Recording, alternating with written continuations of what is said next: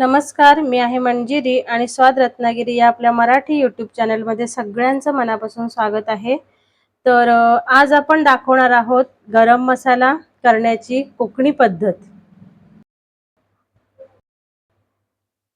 आपल्या कोकणात एप्रिल आणि मे महिना आला की खूप साऱ्या प्रोग्रामला सुरुवात होत असते. म्हणजेच लग्न, वास्तुशांती, पूजा आणि प्रोग्राम म्हटले तर जेवण हे खूप मोठ्या प्रमाणात होत असतं आणि त्या जेवणामध्ये एक मोलाचा वाटा असतो तो म्हणजे गरम मसाले. तर ते योग्य प्रमाणात जर पडले नाहीत त्या जेवणामध्ये तर जेवणाची चव पूर्णपणे ही बिघडून जाते.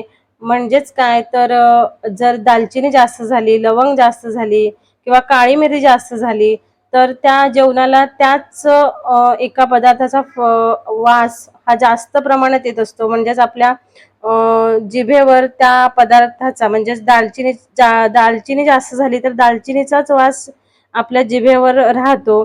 तर योग्य प्रमाण कसं असावं, जास्तीत जास्त मसाले जर आपल्याला वापरायचे असतील तर त्याचं योग्य प्रमाण कसं असावं हे मी या आजच्या व्हिडिओतून सांगणार आहे.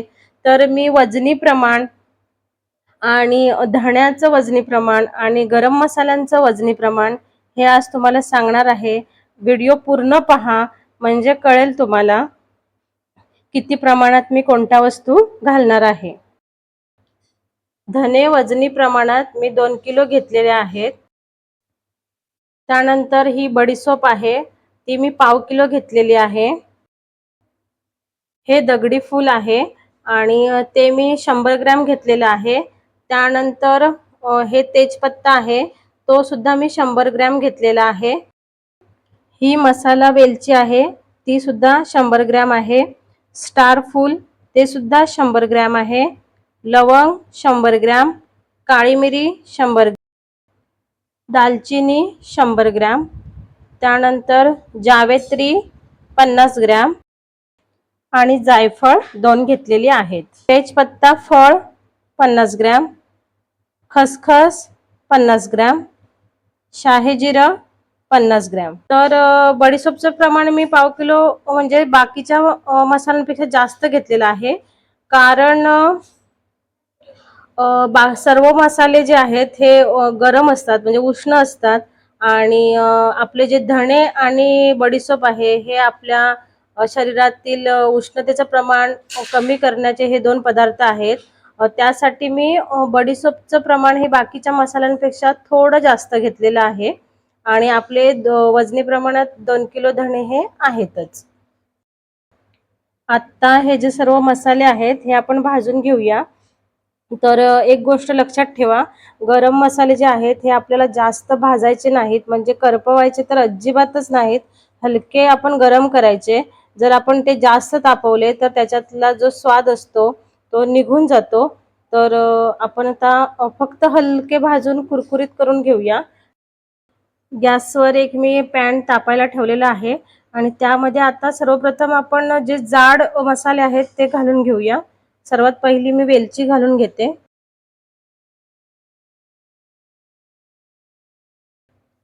ज्या वेळेला वेलची भाजत असते त्यावेळेला ती छान फुलते. तर अशी ती फुलली की आपण एका दुसऱ्या भांड्यामध्ये काढून घ्यायची. वेलची मी आता एका परातीमध्ये काढून घेते.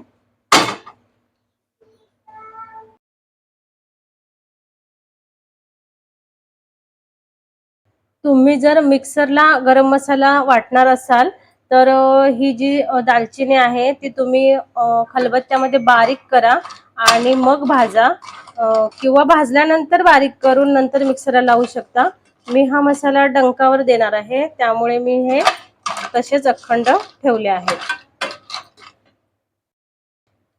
हे सुद्धा मस्त भाजलेलं आहे. आता आपण काढून घेऊया.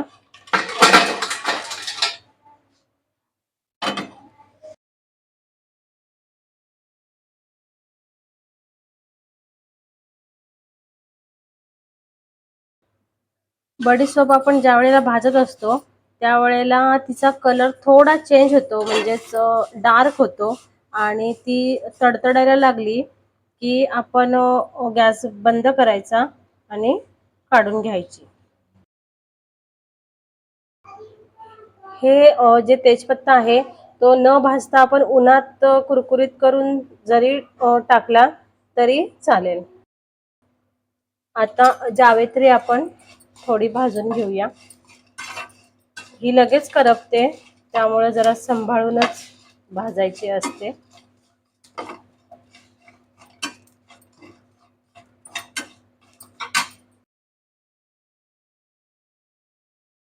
हे शाही जिरा आहे ते सुद्धा बडीशोप प्रमाणे तडतडायला लागलं की गॅस बंद करायचा आहे.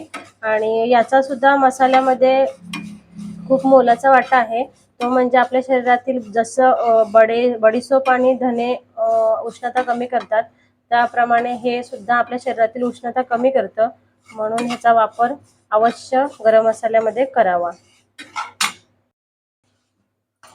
खसखस भाजते वेळी गॅस एकदम लो ठेवावा, किंवा जर आपलं पॅन किंवा कढई जास्त तापलेली असेल तर थोडा वेळ बंद केली तरी चालेल. आणि त्याला सोनेरी कलर येईपर्यंत मंद गॅसवर भाजून घ्यायचं. आता जायफळचे सुद्धा मी तुकडे केलेले आहेत आणि ते सुद्धा गरम करून घेऊया आणि मसाल्यात टाकून घेऊया. तर आपला सर्व मसाला भाजून झालेला आहे. तर असा मी एका भांड्यामध्ये काढून घेतलेला आहे. एका म्हणजे 2 भांड्यांमध्ये काढावा लागलेला आहे. आणि हा सगळा मसाला जो आहे हा 1 किलो 250 ग्रॅम म्हणजेच 1.25 किलो झालेला आहे. आता आपण धणे भाजून घेऊया. तर गॅसवर एक मी कढई तापायला ठेवलेली आहे आणि मोठी आहे ती कढई, म्हणजे आपण 2 वेळा हे धणे भाजू शकतो. आता या कढईमध्ये मी धणे टाकते.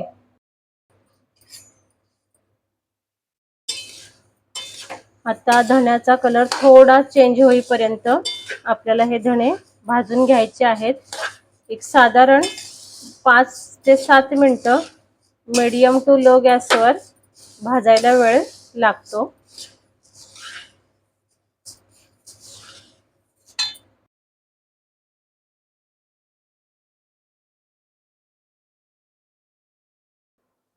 फायनली आपला गरम मसाला भाजून झालेला आहे. तर पाहू शकताय तुम्ही, मी धणे हे 2 भांड्यांमध्ये ठेवलेले आहेत जेणेकरून ते लवकर थंड व्हावेत, म्हणजेच रूम टेम्परेचरला यावेत.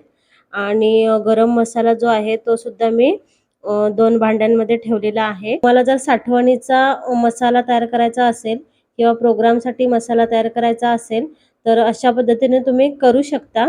म्हणजेच आपले धणे जे आहेत हे 2 किलो झालेले आहेत आणि सर्व मसाले जे आहेत हे 1 किलो 250 ग्रॅम म्हणजेच 1.25 किलो हा गरम मसाला तयार झालेला आहे. आणि हे प्रमाण अगदी योग्य आहे, म्हणजेच कोणता पदार्थ जास्त होत नाही आणि बेचव काहीच लागत नाही. म्हणजेच कोण्या एका पदार्थाची चव जास्त येत नाही. अतिशय खमंग असा आपलं पदार्थ तयार होतो. आणि हा मसाला तुम्ही सर्व पदार्थांमध्ये वापरू शकता. अगदी चिकन मटन पासून ते व्हेज नॉनव्हेज जे काही असेल तुम्ही करणार असाल जेवण, यात हा मसाला तुम्ही वापरू शकता. हे जे धणे आहेत ते मी अलग वाटणार आहे आणि गरम मसाला अलग वाटणार आहे, म्हणजेच नंतर आपण एकत्र करू शकतो. जर तुम्हाला एकत्र द्यायचा असेल तर तुम्ही देऊ शकता. तर आता आपली ही धना पावडर आणि ही गरम मसाला पावडर तयार झालेली आहे. आता तुम्ही हे काचेच्या बरणीमध्ये किंवा चिनी मातीच्या बरणीमध्ये भरून ठेवू शकता, म्हणजे त्यातील जे ऑइल असतं ते मसाल्यांमध्येच राहतं. बाकीच्या ज्या बरण्या असतात त्या खेचून घेतात ऑइल, त्यामुळे काचेच्या बरणीतच हे ठेवून द्या. पूर्ण व्हिडिओ पाहिल्याबद्दल मी तुमची आभारी आहे. धन्यवाद.